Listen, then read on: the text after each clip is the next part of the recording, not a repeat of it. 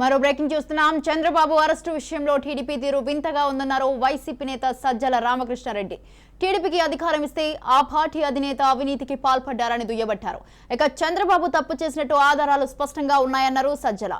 రామోజీ బెదిరింపుల పర్వం ఆధారాలతో సహా వెలుగులోకి వచ్చిందన్నారు.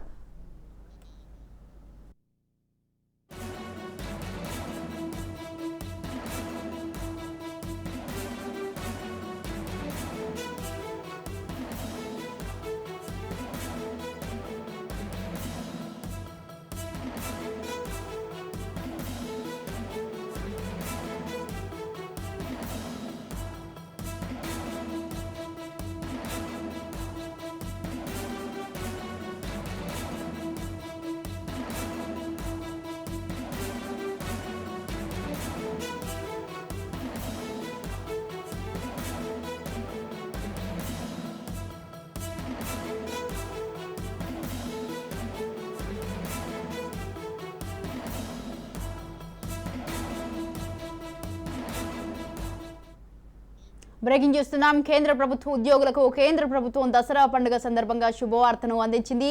దాదాపు 1 కోటి మందికి పైగా ఉద్యోగులు పెన్షనర్లకు కరువు భత్యాన్ని 4% పెంచింది. కాగా ఈ మేరకు కేంద్ర కేబినెట్ ఆమోదం తెలుపుతూ నిర్ణయం తీసుకుంది. డిఏ అనేది కేంద్ర ప్రభుత్వ ఉద్యోగులకు వారి ఆదాయాలపై ద్రవ్యోల్బణాన్ని ప్రభావాన్ని తగ్గించడానికి చెల్లించే జీతంలో ఒక భాగం.